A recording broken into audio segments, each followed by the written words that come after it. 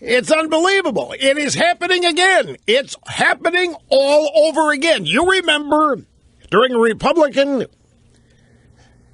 it was a primary debate in January 2 years ago, and Mitt Romney, out of the blue, was asked by George Stephanopoulos, so what do you think about contraception? And Romney's going, what? Contraception? I don't know what, George, what are you talking about? And Stephanopoulos kept pushing and kept pushing. And it wasn't an issue anywhere. So Romney finally answered it, and that gave birth to the war on women. There was no war on women, and now this vaccination thing has popped up.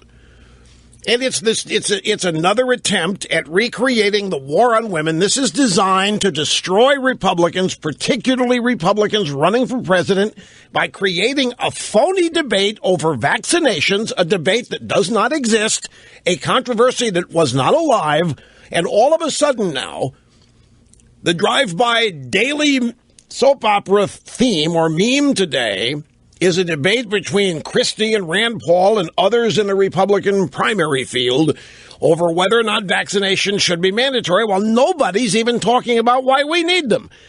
We're talking about vaccinations for a conquered disease, measles. We haven't had measles in this country in ages. Why do we have it now?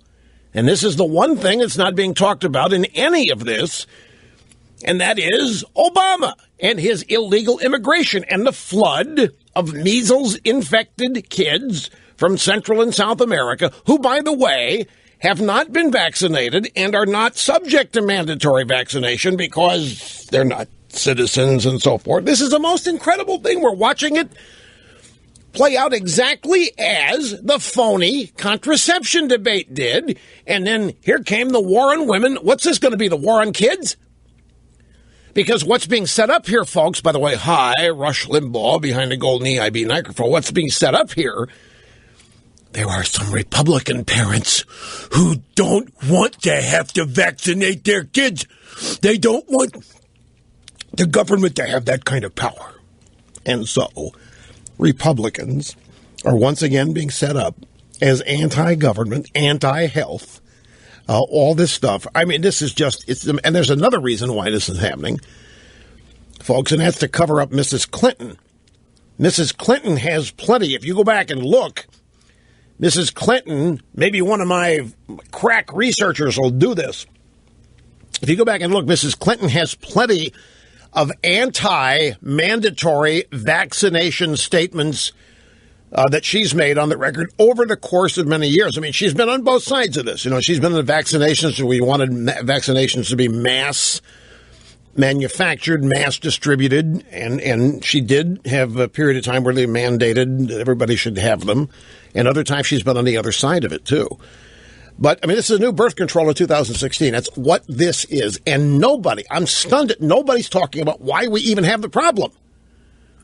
Illegal immigration. The flood of kids that we first heard about, began to hear about a little over, well, not quite a year. Yeah, about a year ago.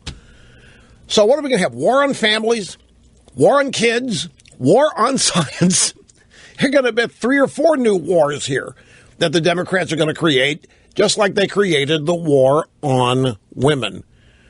And it's the left. It is the left which traditionally has been so fervently against vaccines. They pushed the idea that it was a cause of autism, if you don't remember.